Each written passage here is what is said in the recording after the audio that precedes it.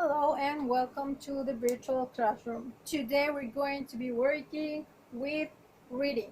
So for that I'm going to ask you to open your pupils book, as you can see, page 128. Okay? The lecture that we're going to be working on is named Volcano. But before we do that, here we have some concepts, okay? In order to understand the context of each little box, each text that we have here, we're going to find out what these concepts mean, okay? For example, first I have letter to a grandparent. So I know that a grandparent is a member of my family, is my mom's dad or my dad's dad, okay?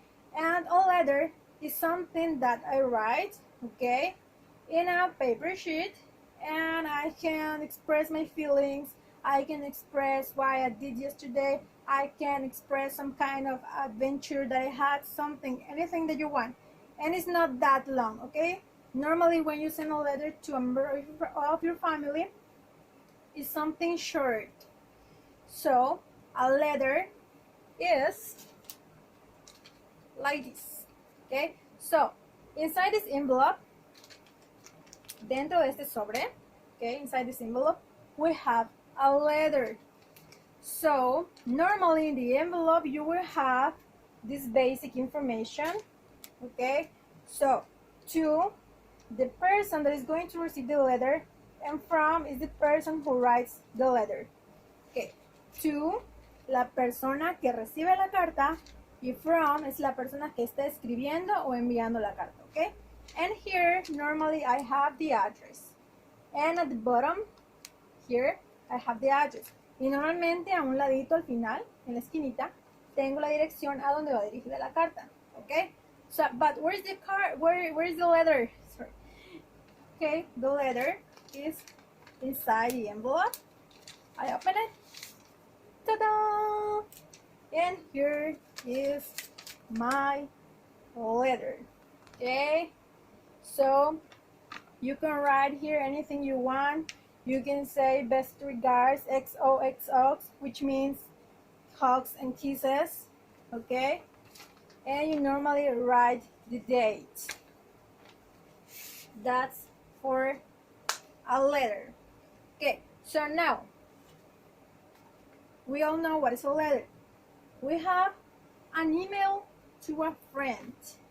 Okay, an email is something like that you like the homework that you send to me, okay? You write a mail, you attach your homework, and you send it to me, okay? So an email, the E is for electronic, and mail is for correo, okay? So correo electrónico, email, electronic mail, correo electrónico.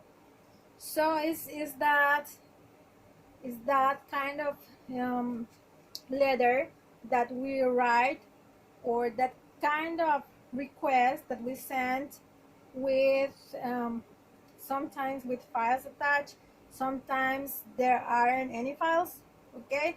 And we normally use our computers or cell phones, okay? That's why the electronic part. So I'm going to show you an example. Just give me a few seconds. Okay, here I have my laptop. Ta-da! As you can see, this is the laptop where I send you the homeworks and I grade you. Okay, so I normally have an email account. Normalmente tengo una cuenta de email, de correo electrónico, and I receive this kind of messages, okay? Y recibo esta clase de mensajes. So if I choose any of this, si elijo cualquiera de estos,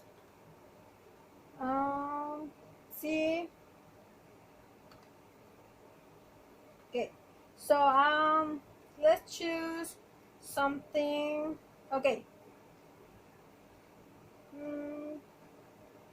I'm going to choose in delantal, okay, because I ordered food for the Mother's Day, so I'm going to use that one. So I opened and I have my email here. So it's not necessary email from a friend, right? Because in delantal it is not my friend, but still a mail that I received from them. Okay, so you can see sometimes you have logos, you have slogans, and you have codes. Okay, so your partner, your classmate, your friend, even your family can send you mails. Okay, and you're going to check it in your computer. Up, and let's close that part. Okay, so now after mail we have biography. So normally a biography is going to be something that counts facts and that joins situations or events in the life of a person. Okay? Entonces normalmente la biografía, biography, va a ser algo que une hechos y eventos, etcétera, sobre la vida de una persona. Okay? And sometimes about things, y algunas veces sobre cosas or situations. Okay, so for example, I'm going to show you a biography that I downloaded online. Okay, just a few more seconds please. Okay, here I chose Walt Disney. Okay, this is a very short biography because in our pupils book in the lecture we have a very short example of the texts. Okay, so this is a person and this is like a quick view to his life. Okay, and it could be a quick view to his achievements. Puede ser algo súper rápido, una vista rápida de lo que ha hecho, de su vida profesional, personal, etc. Okay, so this is a biography. Normally you add a photo and after the photo you add the information that concerns. After biography, what do we have? Can you tell me? I'm a little bit like Dora the Explorer. Okay, so after biography we have diary. So a diary, I think you can have one at this age is normal. So there is this little notebook where you write your secrets, where you write things that happen to you during the day or during the week. So there is something personal, it's something that you keep only for you. Okay, for example, going to, this is mine. Okay, this is my diary. Here I write my personal stuff, I write about my personal secrets, and I write about things that make me feel good or about things that make me feel bad, depending on how I'm feeling that day. Okay, so this is my diary. After diary we have narrative story. Okay, so this one is a very easy one. Narrative story, it comes from narration, and for example a book full of stories that are narrated by someone, maybe fairy tales, okay, maybe Disney tales, Cinderella, The Little Mermaid, etc. So they narrate a story about someone or about any event. For example, here, as you can see, I have this one. Okay, this is my niece's book, and this book has narrative stories, horror stories, because she likes horror. That girl is not normal. Okay, and I have stories that are narrated by someone. Okay, so the stories can be short or can take a whole book. Okay, in this case this is a compilation of short stories. After that we have personal recount. Personal recount is sort of like a diary, but it's not that private. You can actually share this. For example, if your mom sometime goes, I don't know, goes out and she asks you to, or your dad or someone from your family and they ask you to write down the things that you did during the day, during the time that the person wasn't there. Then you're going to have a notebook, or even in your laptop, like this note, this block of notes, or this notebook, this electronic notebook, to write down. But when we're talking about this kind of text about personal recount, we're going to use clauses of time. For example, first, after, then, finally. So we're going to be like in an order to tell what happened in the day or in the week. So another 3 seconds. Yeah, my glasses are broken. It was a tragedy. Anyway, so I'm going to take 3 seconds so I can take the example of what we're doing here. Okay, so I have one example in my laptop.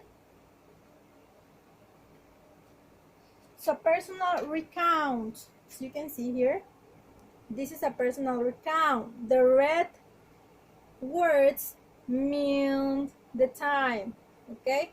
Las palabritas en rojo son las conexiones de tiempo, son las cláusulas de tiempo.